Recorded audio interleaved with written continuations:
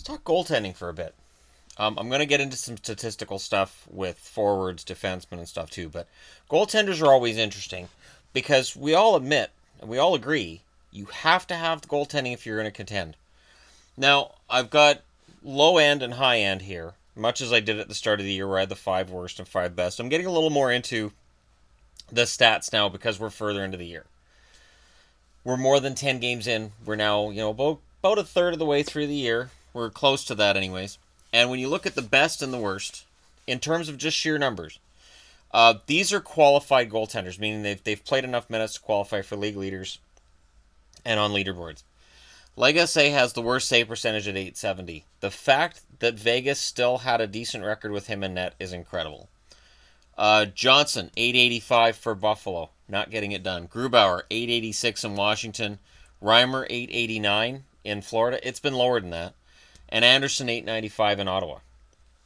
The best, Bobrovsky, .935 in Columbus. Hudobin, .932 in Boston. And Vasilevsky, .932 in Tampa.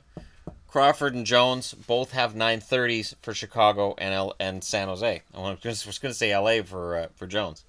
You'll notice this 5 doesn't include some of the bigger names. It doesn't include Quick. It doesn't include Holtby. It doesn't include Freddie Anderson in Toronto. When you look at the end of the year and you look at who's going to get votes for Vezina, very often save percentage goes a long way.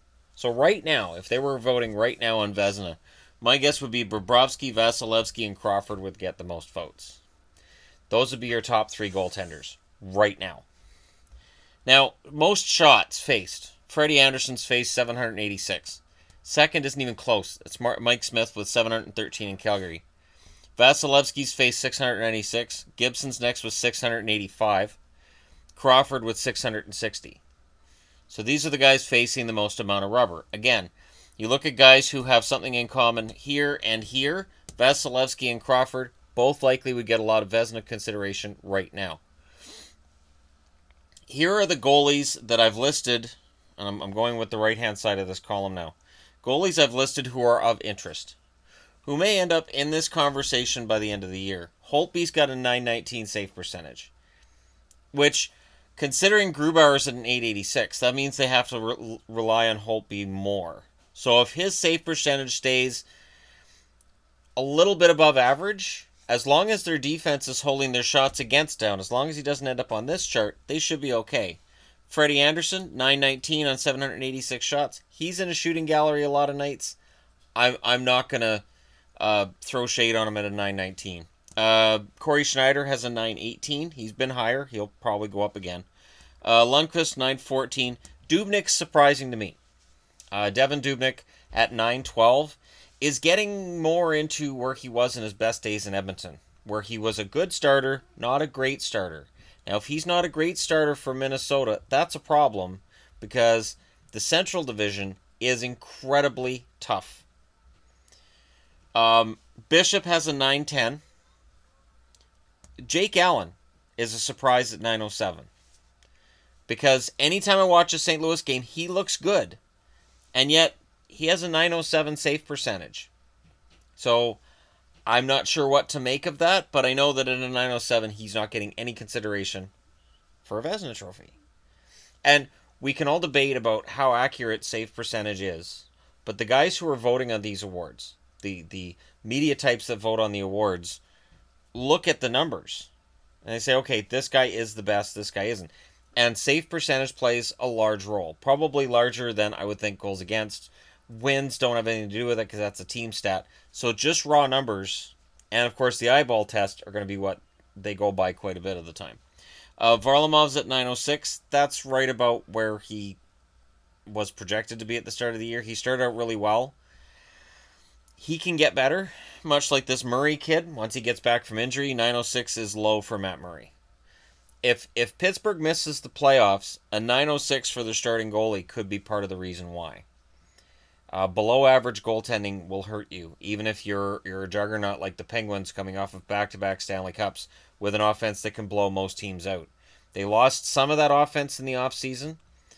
They've still got the major players, Malcolm when he's healthy anyways, but if their goaltending's below average, it's going to hurt them. The other reason this 906 is here, I believe, is because Pittsburgh's defense has some holes in it. But we're not getting into that right now. We're in this. Scott Darling at 905 is not good enough. That's not going to make it when you're a team that's on the fringe of being a playoff team, maybe a playoff team. You got to be better than 905. Talbot at 903, he's hurt. They got to be a little bit panicked with Brossoit. Last night's game, I mean, it's 6-4, but the Chris Russell goal really, anyways. Price at 902, he's come up. Carey Price, remember, was in here the last time I did this video. Now he's not average, but thanks to the last few games he's played, he's pretty good. And Rask at 899 is not good enough. Rask at 899, Hudobin at 932, and yet I still feel like there are some Bruins fans who will push back on me for saying that Tuukka Rask isn't a great goaltender anymore.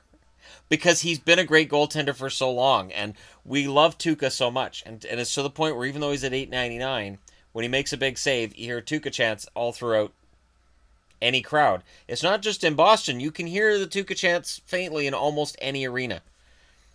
Or they're saying Boo Earns, one or the other. So, in terms of goalies who don't qualify, so these guys don't qualify as having played enough minutes, enough games to get onto leadership charts, so I don't want to say that they're the worst either. But they're in the conversation in terms of just the sheer numbers. Lack has an 813 save percentage. He's in the minors. Every now and then I'll hear, Lack's name come up anytime that like a goalie gets injured. Like, well, they could look to Lack. No, you can't. Louis Domingue, 856. He's not going anywhere. Peter Budaj at 867. It's an interesting thing. Vasilevsky's faced 696 shots. He's got a 932 save percentage. Can he keep this up knowing that when they go to Budaj, they experience that kind of a drop-off? The pressure on him, with his save percentage being 65 points higher than a backup, that is substantial no matter how few games Budaj's playing. But Budaj's only playing very few games because he hasn't been good enough. Budaj, the next time he gets a shot at playing, has to play very well. Or he's at risk of being waived in Tampa looking somewhere else. Look, it happened to Domingue, it happened to Lack. It can happen to Budaj. It's happened to him before. It's easy to be enamored with what he did with LA last year and then Tampa at the end of the season. But before last year, he was kind of a forgotten guy. He got thrown into that position because the Kings had traded away Jones previously, and then Quick got hurt. So they didn't have a lot of organizational options, and Budaj went in and played very well. And another goalie that has to be mentioned here with an 870 save percentage is Saros. Saros has been brutal. So Nashville, Rinne's not in the top 5. He's not 919 and below either. So he's between 920 and 930. Rinne has to be the best on most nights. He has to be better than the goalie at the other end. And he knows that his backup simply has not been that. UC Saros, I was a big fan of his last year, and right now it's just he's sinking. And he could be another in a long line of European goaltenders who comes over and plays well, and then there's a struggle, and then they're gone. And I could definitely do a video on that. That'd be an interesting video, because I'm not saying it to say anything bad about European goalies. It just happens. The Euros can come over. Maybe they're not scouted as well as other goalies. So they perform really well up at the start of their careers, and then it just falls apart on them. Usually over a longer period of time. I'm thinking like a Victor Fast kind of situation, right? Where he looked great at first, and then very slowly it fell apart, and then once that snowball got rolling. And good numbers. Let's talk good numbers from backups. Carter Hutton with St. Louis, 946. 946. Allen's at a 907. Hutton should be getting more starts. Absolutely. I know they're going to want to get Allen going, and right now they're one of the top teams in the league, and you don't want to discuss Allen's stats being kind of but Hutton's at a 946. At some point, if these numbers don't change, if Allen doesn't start bringing this up into the 918 range, you're not going to leave Mike Yeo much of a choice but to go to Hutton on a more regular basis.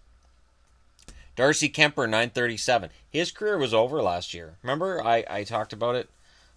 Minnesota, yeah, Darcy Kemper's done at the NHL level. Apparently the Kings resurrect the dead. They did it for Budaj last year. They're doing it for Darcy this year. And good for him. Kemper always seemed like a nice guy who... He struggled in Minnesota last year. Absolutely struggled, and he's doing very well in LA when given the chance. And also worth mentioning, at a .935 save percentage, Ryan Miller, when healthy, has provided a very excellent backup option to a very solid John Gibson in Anaheim. Anaheim may have problems up front, and adding Adam Henrique may help, but they do not have a problem in goal. Their goaltending has been solid, despite the fact that they give up a lot of shots. So there you go. There's looking at goalie leaders, goalie lessers, for lack of a better term. Guys who are at the top and guys who are at the bottom. Let me know who surprised you this year, both good and bad. Don't forget to hit like and subscribe if you're browsing your way through. And again, this is just a little illustration to kind of bring the discussion about goaltenders into focus, and tell me who surprised you. If anybody's asking, I don't have Markstrom up there. He's at a 909. So if you're a Canuck fan wondering where he's 909. I'm not surprised that his stats are a little bit below average. It's kind of what I expected. So, again, thanks for watching, and I will talk to you again soon.